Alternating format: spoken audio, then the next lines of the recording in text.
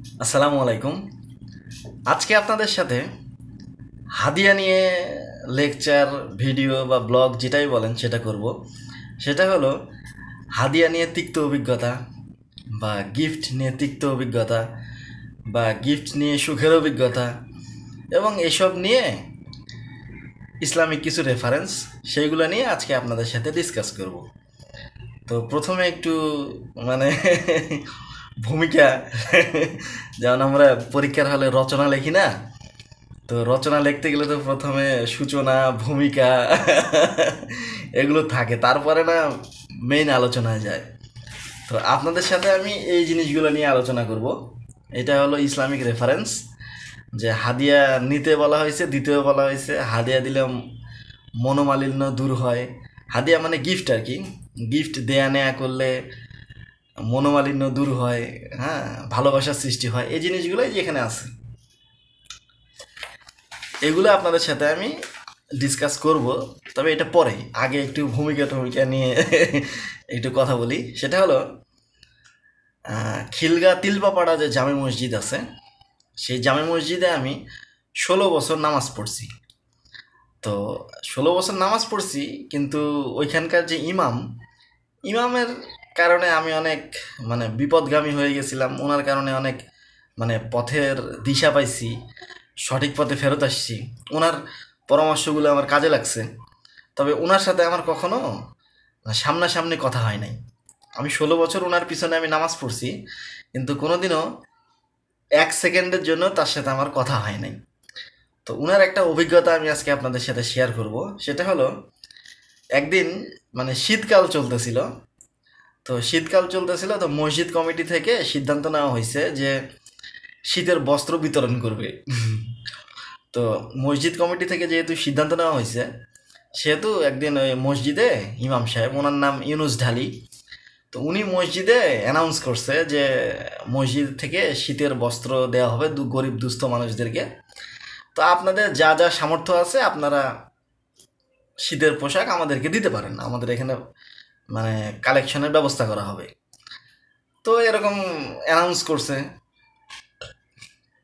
করার পরের সপ্তাহে ঠিক না, কিছুদিন পরে আবার উনি মেম্বারে দাঁড়ায় উনি বলতেছে যে দেখেন, আপনাদেরকে আমরা রিকোয়েস্ট করছিলাম, আপনাদেরকে একটা আমরা অনুরোধ করছিলাম যে আপনারা যারা ধনী আছেন, যারা সামর্থ্যবান আছেন, তারা গরিব দুস্থদের জন্য শীতের পোশাক দিবেন অথবা টাকা দিবেন অথবা কিছু দিবেন। এই জন্য আমরা একটা কালেকশনের ব্যবস্থা করছিলাম।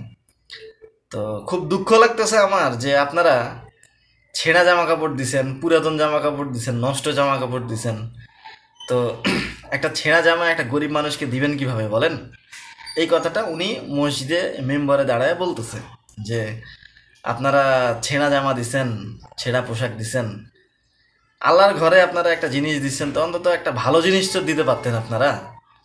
আপনারা ঠিক আছে, আপনার সামর্থ্য, ছেঁড়া জামা আপনি ছেঁড়া জামাই দিছেন, কিন্তু আমরা তো মসজিদ কমিটি থেকে একটা ফান্ড ক্রিয়েট করার চেষ্টা করছি। তো আপনারা একটু ভালো জামা যদি দিতেন, গরিব মানুষকে দেব আমরা, ভালো জামা যদি দিতেন, ভালো পোশাক যদি দিতেন, তাহলে এই কষ্টটা লাগতো না। কিন্তু আপনারা ছেঁড়া জামা দিয়েছেন, পুরাতন জামা দিয়েছেন, যার কারণে আমাদের একটু কষ্ট লাগছে। তার এই কথাটা আমার খুব ভালো লাগছে এবং মনে ধরছে, এটা একটা। আর আরেকবার ওই ইমাম সাহেব মসজিদে একদিন দাঁড়ায় বলতেছে, এটা অন্য সময়ের ঘটনা।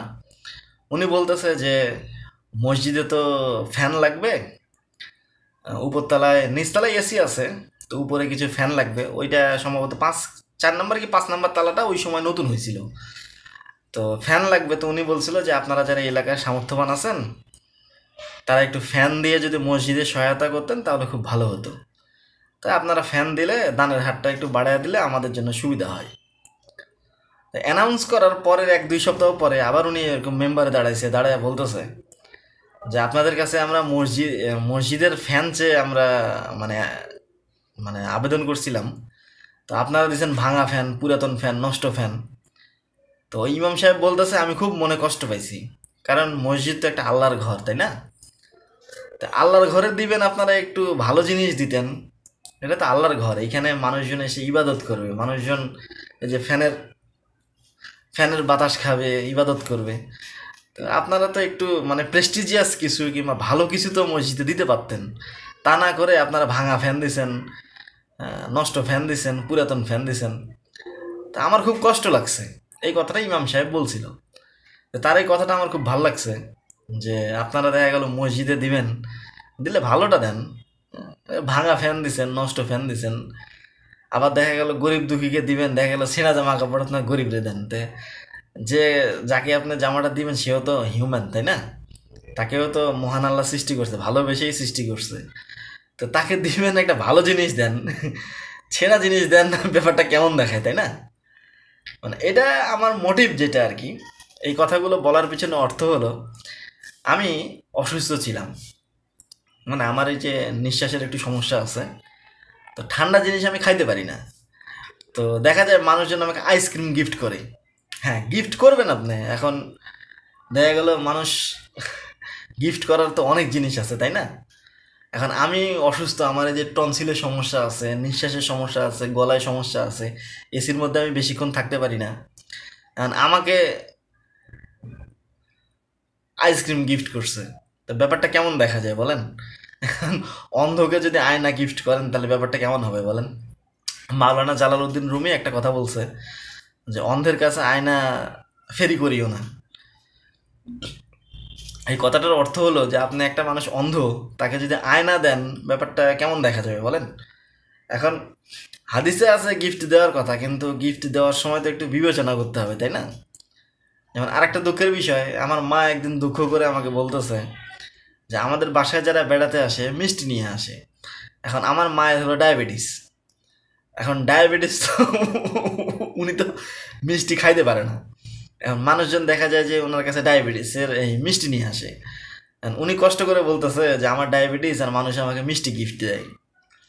তো ব্যাপারটা কেমন হয়ে গেল, তাই না?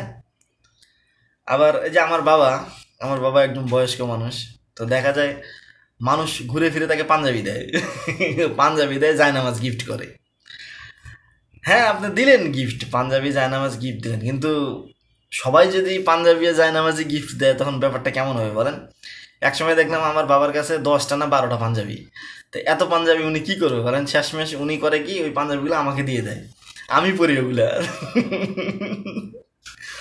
এখন মানুষ ঘুরে ঘুরে পাঞ্জাবি দেয় আমার বাবাকে। এখন আমার বাবা বলতেছে এত পাঞ্জাবি দিয়ে আমি কি করব? অন্য কিছু তো আর দেয় না, মানুষ ঘুরে ঘুরে খেলে পাঞ্জাবি দেয়। আবার দেখা গেল যে মানুষ ঘুরে ঘুরে জায়নামাজ দেয়। তো একটা মানুষের কয়টা জায়নামাজ লাগে বলেন? একটা দুইটা জায়নামাজ হলেই তো হয়। এখন সবাই ঘুরে ঘুরে আমার বাবাকে জায়নামাজ দেয়। তো উনি করছে কি, কিছু জায়নামাজ দান করে দিচ্ছে। তো এগুলো হলো হাদিয়া নিয়ে তিক্ত অভিজ্ঞতা। আবার আরেকটা জিনিস যদি বলি, যেমন আমি গরুর মাংস খাই না। এখন মানুষজন দেখা যায় কি আমাকে দাওয়াত দেয়, দাওয়াত দিয়ে গরুর মাংস খাইতে দেয়। এখন আমি তো গরুর মাংস খাই না, এখন দাওয়াত দিয়ে দেখা যায় গরুর মাংস খাইতে দেয়। এখন এই দুঃখের কথা আর কি বলবো বলেন? এখন গিফট নিয়ে আমার আরও অনেক তিক্ত অভিজ্ঞতা আছে। যেমন আমি লুঙ্গি পরি না, মানুষ আমাকে লুঙ্গি গিফট দেয়। এই যে দেখেন এই লুঙ্গি, এটা আমি গিফট পাইছি সেই আজ থেকে 5-6 বছর আগে। 5-6 বছর আগে গিফট পাইছি, এখন পর্যন্ত এটা আমার পরা হয় নাই। কারণ আমি তো লুঙ্গি পরি না। এখন মানুষ আমাকে লুঙ্গি গিফট দিছে, এখন আমি কি করব বলেন? এই যে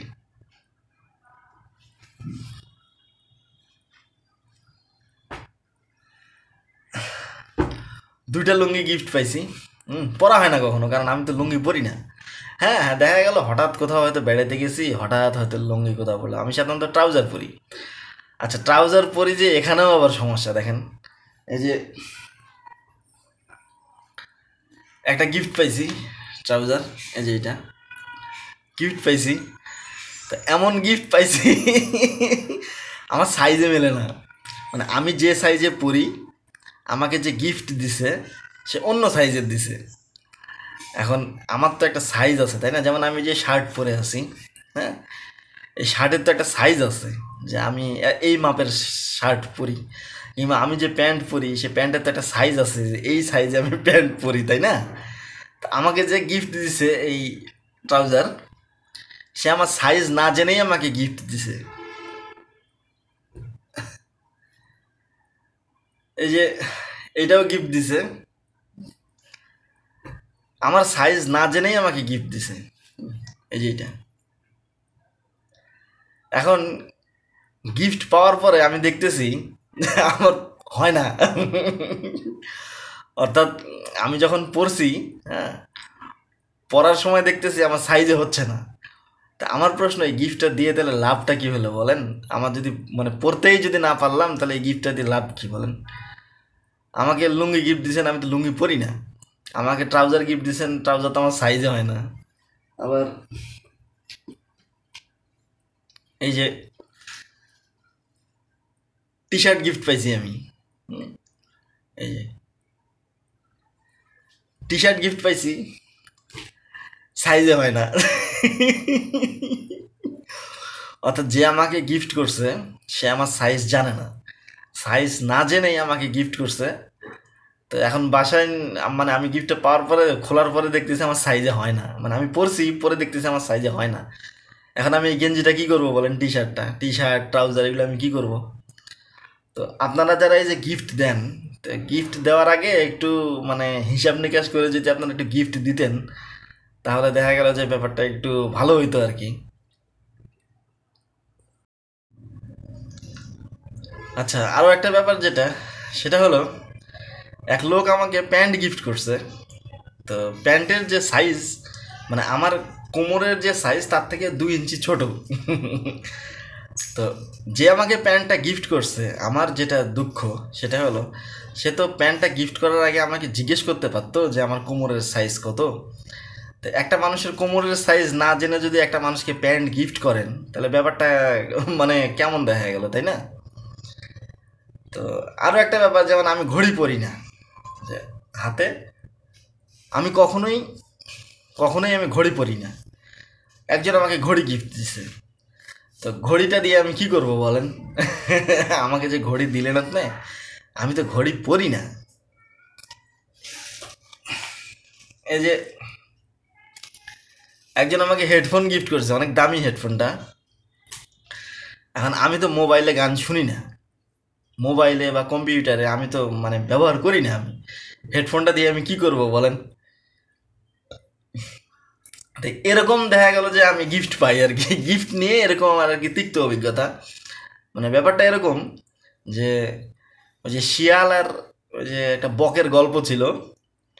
শিয়াল দাওয়াত দিয়েছিল বকরে, তো বকরে দাওয়াত দিয়ে ওই এরকম প্লেটে খাইতে দিয়েছে বক। এখন বক তো আর খাইতে পারে না, তো বক আবার করছে কি, এর প্রতিশোধ নেওয়ার জন্য শিয়ালকে দাওয়াত দিছে। দাওয়াত দিয়ে এরকম কলসিতে শিয়ালকে খাইতে দিছে।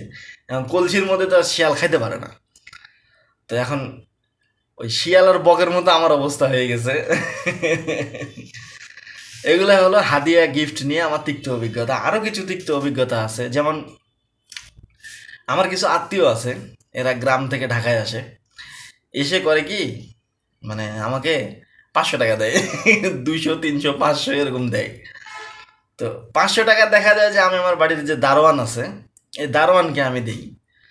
আবার আমার বাসায় যে কাজের বুয়া আছে, দেখা যায় একে আমি 500 টাকা দিই। এখন আমি একজন ইঞ্জিনিয়ার, আর গ্রামের মানুষ এরা এসে করে কি, আমার হাতে 500 টাকা যখন ধরায় দেয়, ঠিক আছে, এখন 500 টাকাও টাকা, আমার তো দেখা যায় যে মানে প্রেস্টিজে লাগে আর কি। হ্যাঁ, আমার দেখা যায় যে আত্মসম্মানে লাগে যে 500 টাকা।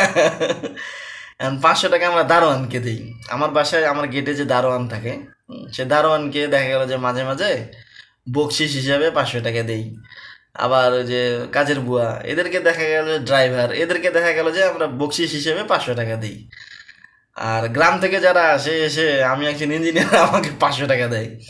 তো ব্যাপারটা আমার কাছে খারাপ লাগে। এখন কিছু বলতেও পারি না, কিছু কইতেও পারি না।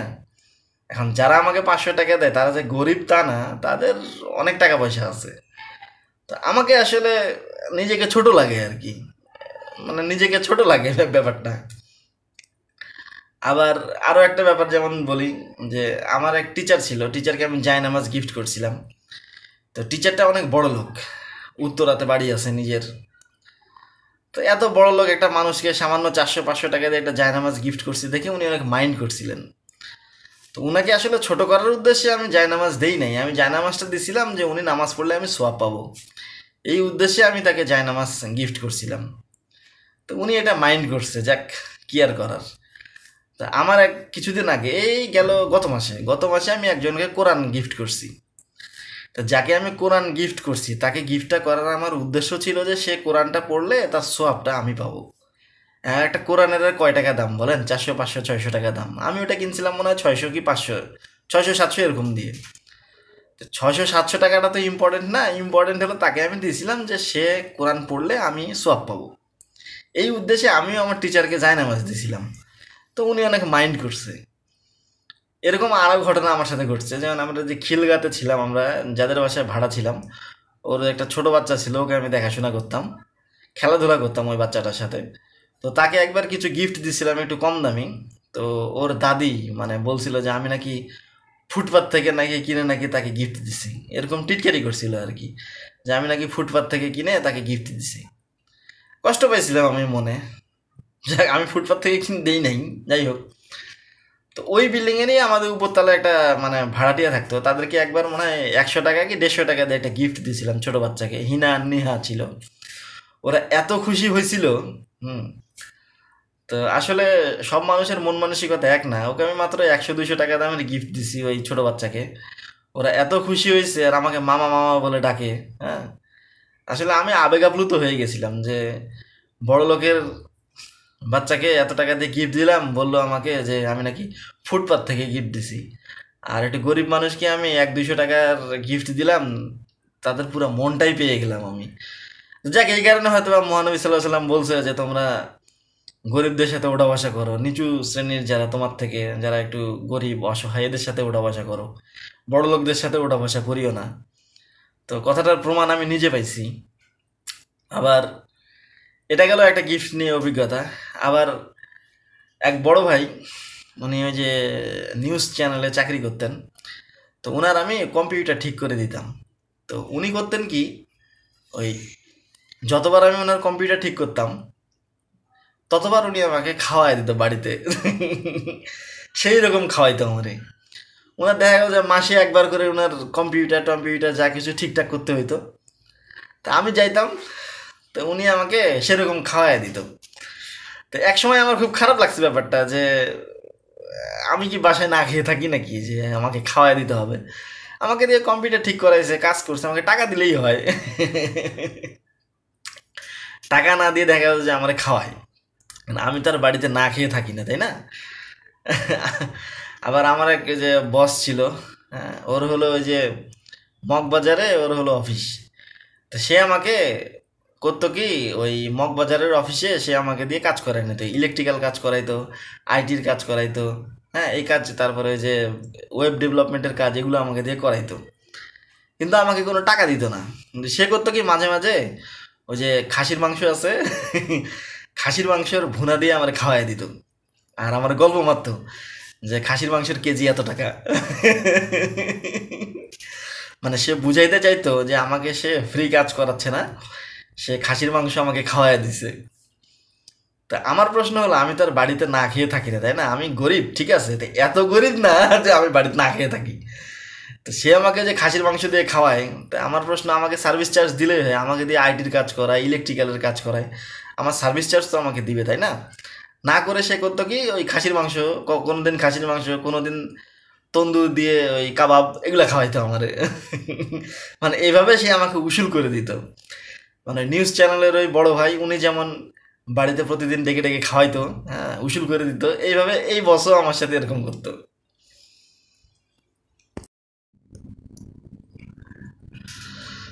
আচ্ছা, আরও কিছু তিক্ত অভিজ্ঞতা বলে ভিডিওটা শেষ করব।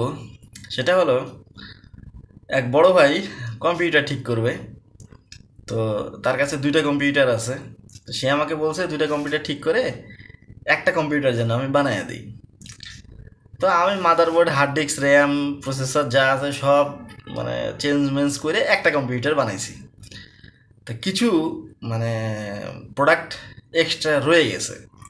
তো উনি আমাকে বলছে যেগুলো নষ্ট কিংবা যেগুলো এক্সট্রা আছে এগুলো আপনি বিক্রি করে দেন, বিক্রি করে দিয়ে টাকাটা আমাকে দিন। তাই বললাম আচ্ছা ঠিক আছে।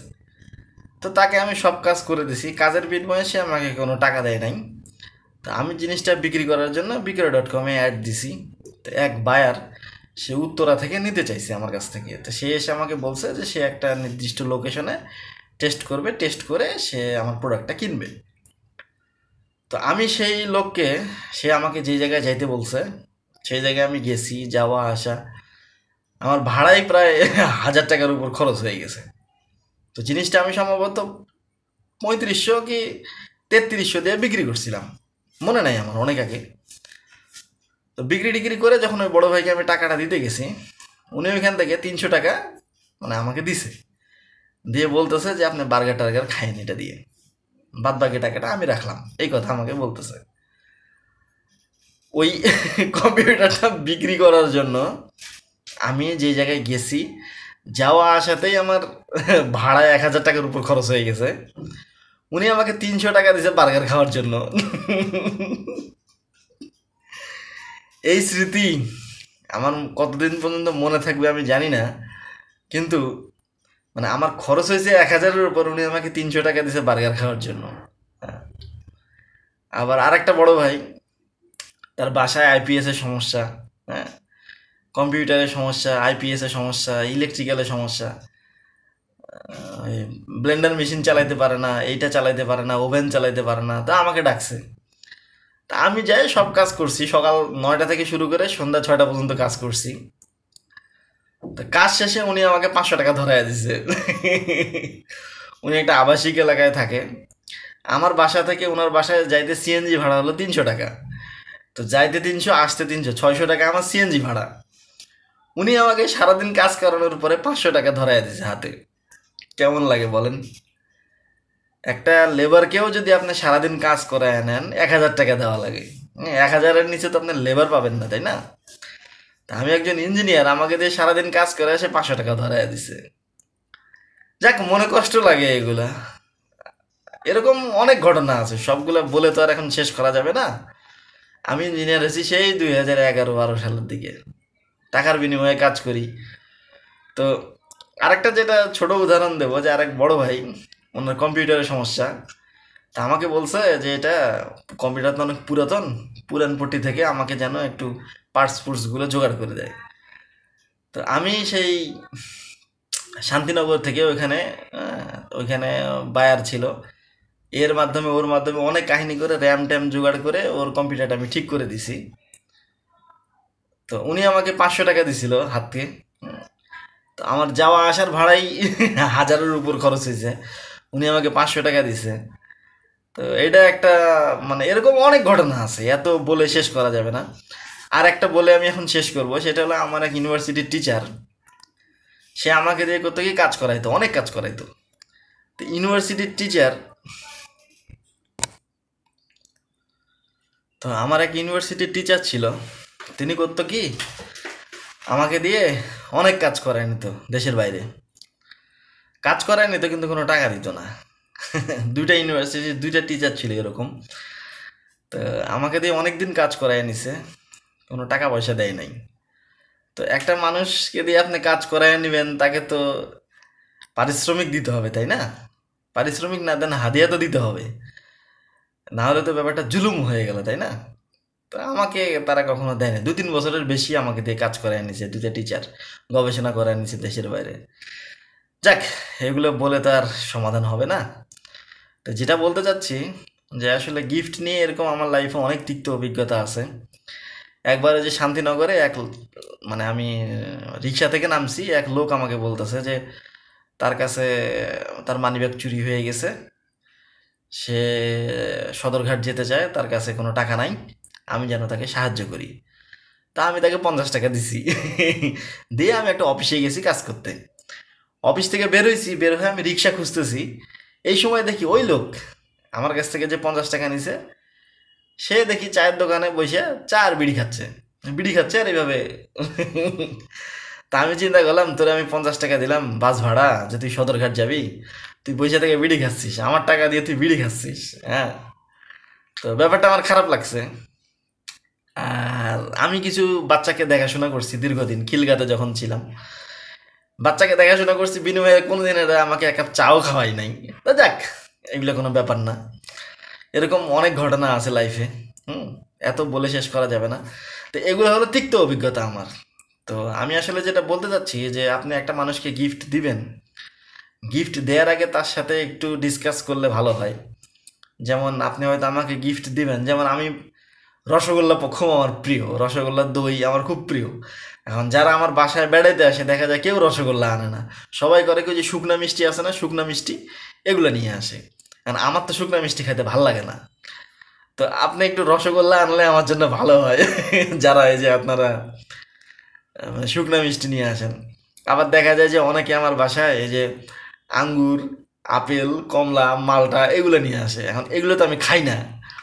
হ্যাঁ, দেখা যায় ম্যাক্সিমাম মানুষ যারা আমার বাসায় বেড়াইতে আসে, ম্যাক্সিমাম মানুষ আঙ্গুর, কমলা, আপেল, মানে কমলা, আপেল আর মালটা এই তিনটা হলো কমন, বাংলাদেশের একটা কমন। অসুস্থ হলেও মেডিকেলে এগুলো নিয়ে যায়, বাসায়ও এগুলো নিয়ে আসে। এখন আমি এগুলো খাই না। এখন মানুষ দেখা যায় এগুলো নিয়ে আসে, এখন আমার হয়ে যায় সমস্যা।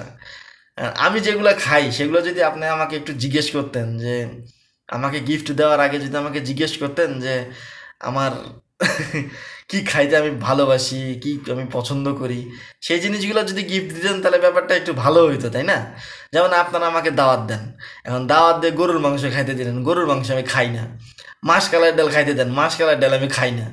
তো আমি যে জিনিস খাই সেইটা যদি দাওয়াত দিয়ে আমাকে খাওয়ান তাহলে তো মনটা আনন্দ হয়, তাই না? মনটা একটু খুশি হয়, ভালো লাগে।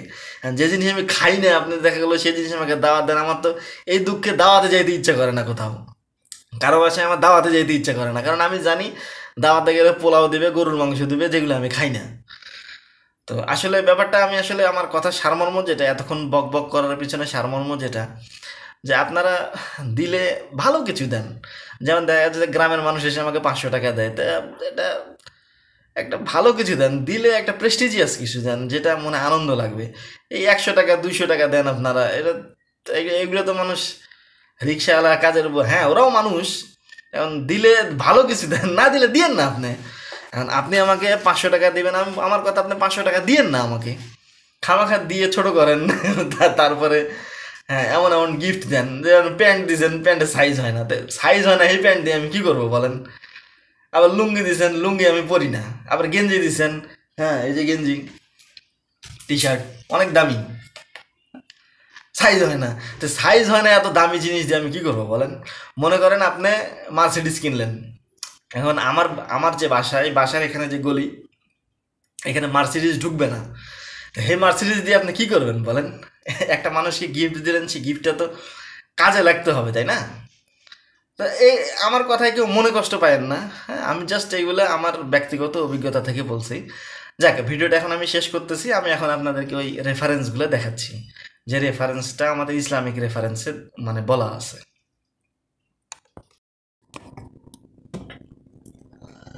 আচ্ছা, এখানে দেখেন, যে এখানে প্রথমে যে হাদিসটা বলা আছে যে রাসূলুল্লাহ সাল্লাল্লাহু আলাইহি ওয়াসাল্লাম হাদিয়া কবুল করতেন এবং তার প্রতিদানও দিতেন, বুখারী শরীফে এই হাদিসটা আছে। আবার তিরমিজি শরীফে হাদিসটা আছে যে একজন আর একজন আরেকজনকে উপহার দাও, উপহার হৃদয়ের মধ্যে মালিন্য দূর করে, এটা তিরমিজি শরীফে আছে। আবার আদাবাল মুরফাদে বলা আছে যে পরস্পর হাদিয়া দাও, মহব্বত বৃদ্ধি পাবে। এখানে অবশ্যই একটা হাদিস আছে তিরমিজি শরীফের তাহকিক করা, যে and gift for indeed the gift remove bad feelings from the chest and let the neighbor not look down upon the gift on her, upon her neighbor even if it be the lower snack of shanks, মানে কি of sheep, shank মানে মনে হয় যে ইয়া, যে পায়া মনে হয়, শ্যাঙ্ক মানে, শ্যাঙ্ক অফ শিপ মানে মানে পায়া। হ্যাঁ, এখানে যেটা বলা আছে যে তোমরা কখনো কোনো গিফটকে নিচু চোখে দেখিও না, এমনকি যদি সেটা ওই ভেড়া, শিপ মানে তো ভেড়া, ভেড়া কিংবা বকরির পায়াও যদি হয় আর কি। আর এখানে আরেকটা মুসনাদ আহমদে আছে যে তোমরা পরস্পরের হাদিয়া বিনিময় করো, এর দ্বারা অন্তরের সংকীর্ণতা ও হিংসা দূর হয়ে যায়। রাসূলুল্লাহ সাল্লাল্লাহু আলাইহি ওয়াসাল্লাম বলছেন আবার যে আদাবুল মুরফাদে আছে, তোমরা দাওয়াত কবুল করো ও হাদিয়া ফেরত দিও না। হাদিয়া যেন ফেরত না দেওয়া হয় সেটাও এখানে বলা আছে। আবার এই যে এখানে আরেকটা হাদিস আছে যে, যে ব্যক্তি তোমাদের মধ্যে ভালো কিছু করে তোমরা তার প্রতিদান দাও, প্রতিদান দেওয়ার মধ্যে কিছু না থাকলে তার জন্য দোয়া করো, যাতে সে অনুভব করতে পারে যে তোমরা তার ভালো কাজের প্রতিদান দিয়েছো। তো এই কথাগুলো এখানে বলা আছে। এখন এর অর্থ হলো আপনি কাউকে খুশি করবেন। যেমন অন্য হাদিসে বলা আছে যে একটা মুসলমানকে খুশি করা এটা আল্লাহ সবচেয়ে বেশি পছন্দ করে। মানে নবীকে বলা হয়েছে যে আল্লাহ কোন জিনিসটা সবচেয়ে বেশি পছন্দ করে, তো তখন নবী সাল্লাল্লাহু আলাইহি ওয়াসাল্লাম বলছেন যে একটা মুমিনের অন্তরকে খুশি করা এটা ওই মসজিদে ইতিকাফ করার থেকেও অনেক মানে গুরুত্বপূর্ণ। এরকম একটা হাদিস পড়ছিলাম কিছুদিন আগে, যে মসজিদে নববী না কোন জানি একটা মসজিদের কথা বলছেন, যে ওই মসজিদে ইতিকাফ কতদিন যেন ইতিকাফ করার থেকে উত্তম একটা মুমিনের অন্তরে খুশি প্রদান করা, কিংবা একটা মুমিনের বিপদ দূর করা, কষ্ট দূর করা, তাকে অন্তরে খুশি দিয়ে ভরে দেওয়া। তো হাদিয়াটা দেওয়া হয় মূলত একটা মানুষকে খুশি করার জন্য। এখন হাদিয়া পায়ে যদি একটা মানুষ কষ্ট পায় তাহলে কেমন হলো বলেন? একটা মানুষকে হাদিয়া দিলেন, দেখা গেল হাদিয়া পেয়ে সে কষ্ট পাইল, এখন তাহলে তো আর হলো না, তাই না? এখন দেখা গেল আমার মা ডায়াবেটিসের রোগী, একে মিষ্টি দেয় মানুষ, তো এখন আমার মা তো কষ্ট পায়। তা হাদিয়াটা দিবেন, এমন জিনিস দিবেন যেন একটা মানুষ মানে আনন্দ পায়, খুশি হয়। যেটা আমাদের মসজিদের ইমাম বলছে যে আপনারা মসজিদে দান করবেন, মসজিদ আল্লাহর ঘর। তো আপনারা ভাঙা ফ্যান দিছেন, নষ্ট ফ্যান দিছেন, এটাও ইমাম সাহেব কষ্ট পাইছে। যে মসজিদে দিবেন অন্তত প্রেস্টিজিয়াস কিছু দেন, ভালো কিছু দেন। হ্যাঁ, মসজিদ তো আল্লাহর ঘর, তাই না? আবার ওই যে আরেকবার যে শীতের পোশাক, যেটা গল্প আপনাদেরকে বললাম, যে একটা দুস্থ মানুষকে শীতের পোশাক দেবেন, ভালো কিছু দেন। এই ছেঁড়া ছুড়া পুরাতন নষ্ট এই জিনিসগুলো একটা গরিব মানুষকে দেন, ব্যাপারটা কেমন দেখা যায় আর কি। তো যাক, এই ছিল আমার আলোচনা। আমার কথায় কেউ মনে কষ্ট নেবেন না, আর ভুল ত্রুটি ক্ষমা সুন্দর দৃষ্টিতে দেখবেন। ভালো থাকবেন সবাই, আল্লাহ হাফিজ।